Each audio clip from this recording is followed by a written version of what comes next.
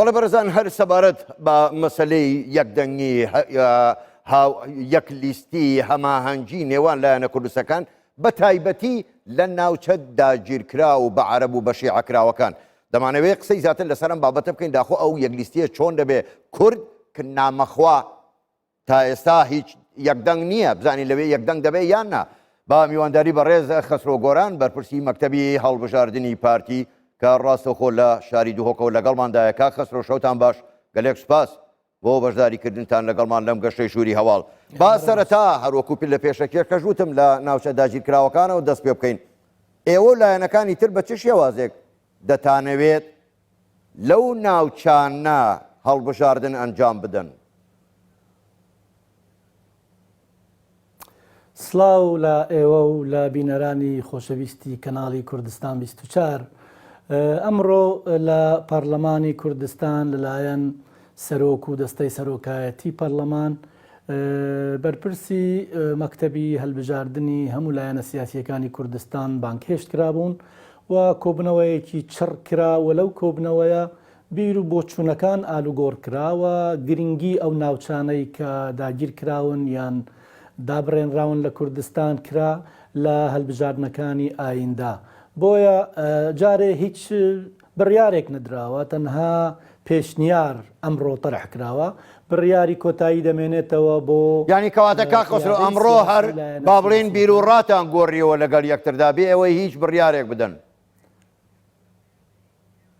نەخێر ئەمڕۆ هیچ بڕیارێک نەدراوە تەنها قسە کراوە لە گرنگیەتی یەک ریزی کورد یەک ریزی نێوماڵی کورد لە گرنگی لە دەستنەدانی ئەو ناوچانە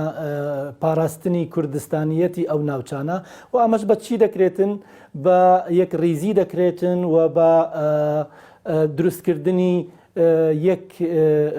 قەوارەی گشتگیر بۆ هەموو ئەو ناوچانە دەکرێتن بەڵام بڕیار تەبیعی دواتر ئەگەر لایەنە سیاسیەکان بڕیاریاندا ئەو وەختە دەکرێت هەموو شتێک بکرێ زۆر باشە کاک خۆشڕۆ بۆ خۆ دەزانی ناڵێم لە بارودۆخی ئاساییدا تا ڕادەیەک کە ئاسایی بوو دەنگی کورد پەرت بوو لە ناوچە کوردستانیەکان من دەڵێم لەو ناوچانەی کە داگیر کراوە لەوێ دەنگی کورد دەفەوتا گزی و فزی زۆر بوو ئەی ئێستا کە تەعریب و بە شیعەکەکردن گەیشتۆتە لووتکە چارەسەری ئەمە لەو گفتوگۆی ئەمڕۆ کردتان بەچی گەیشتووە چۆن دەتانەوێت چارەسەری بکەن و دەنگی کورد بە فێڕۆ نەڕات ئەلبەتە باسی ئەو جانبەش کرا و ئەکید ئێستا کاری ئێمە زۆر سەختتر بووە لە ئەو ناوچانە پێشووتر بۆ نمونە لە کەرکووک پارێزگار لە ئێمە بوو سەرۆکی ئەنجومەنی پارێزگا لە ئێمە بوو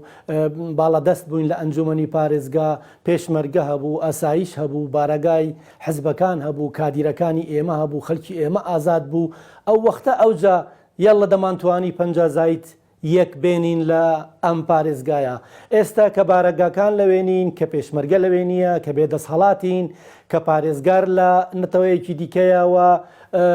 ڕەفتاری تعریبکردن دەکات و کادیرەکانی ئێمە لەوێنین حتمما کاری ئێمە سەختتر دەبێت و پلانگێڕی هەیە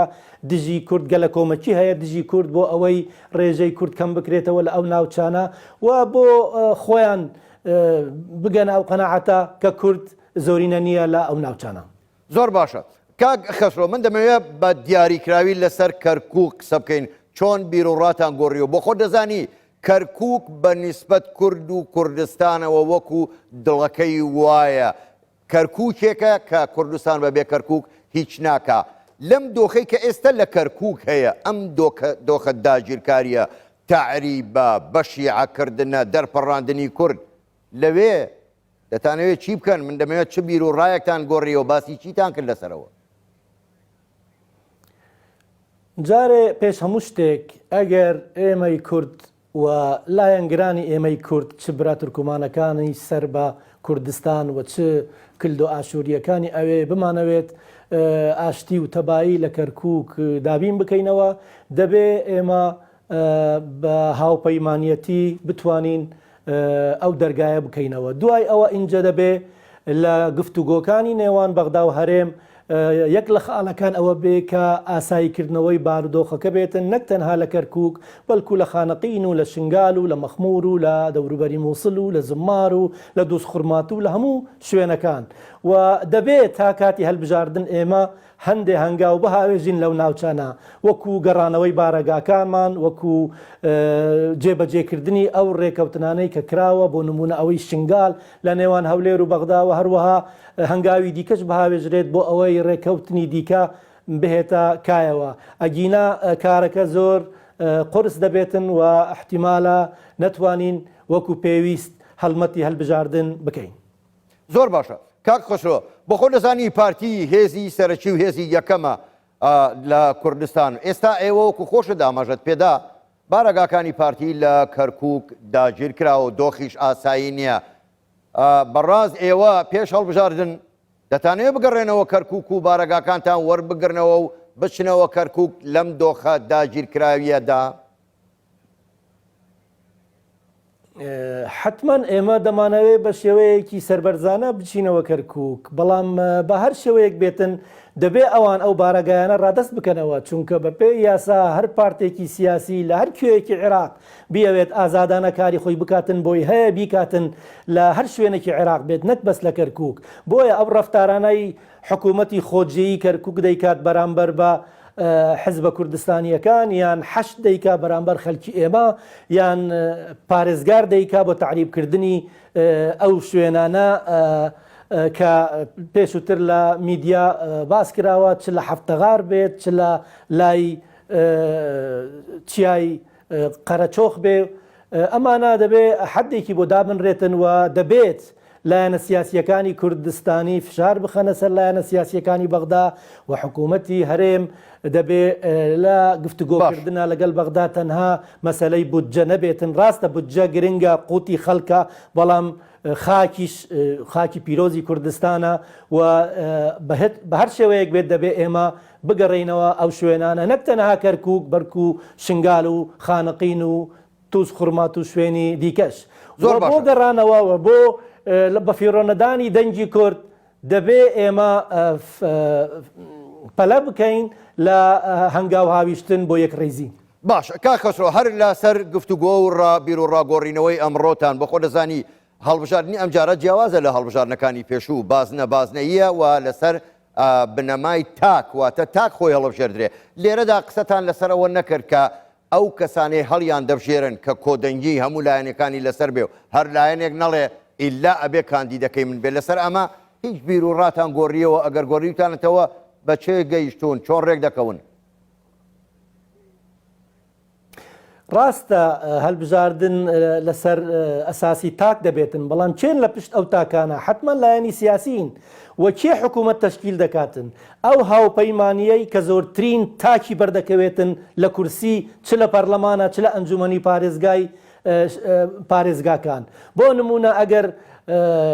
هەڵبژاردننی ئەنجومەنی پارێزگاکانیش کرا ئەو لایەنە تەکلیف دەکرێت کە پارێزگاردا بنێ و سەرۆکی ئەنجومەندا برێ کە زۆرترین کورسی بەبەر دەکەوێتن بۆیە یەک ریزی کورد گرنگە بۆ وەرگرتنی مافەکانی خۆمان لە ئەو ناوچانەوە هەروەها بۆ بەغداش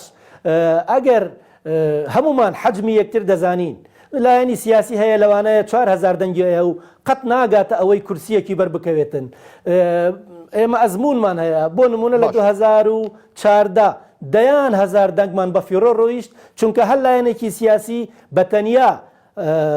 دەستی کرد بە هەڵبژاردنەکە و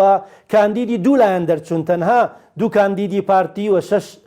کاندیدی یەکەتی دەرچوو بەڵام دەنگی لایەنەکانی دیکە اینجا 10,000 بێ 30,000 بێ 2,000 بێ هەمووی بە فیڕۆ ڕۆیشت ئەگەر ئێمە ئێستاکە ڕێککەوین لە نێوان خۆمانە دەکرێت ئێمە نەهێڵین ئەو دەنگانە بە فیڕۆ بچن و پاڵپشت بین بۆ ئەو لایەنەی کە دەتوانن کورسی بەدەست بێنن و تعویز بکرێنەوە لە شوێنێکی دیکەیە لە دوای هەڵبژاردنە. زۆر باشە کاک خسرۆ دوا پرسیار ئەگەر بە کورتیش وەڵام دیتەوە سپاست دەکەم بە بەڵێ یان بە نەخێر فراکسیۆنی پارتی گەورەترین فراکسیۆنی کوردستانیە لە پەرلەمانی عێراق پێت وایە پارتی دەتوانێت هەمان کورسیەکانی خۆی بێنێتەوە یاخۆت هەر هیچ نەبێ زیادیشی بکات؟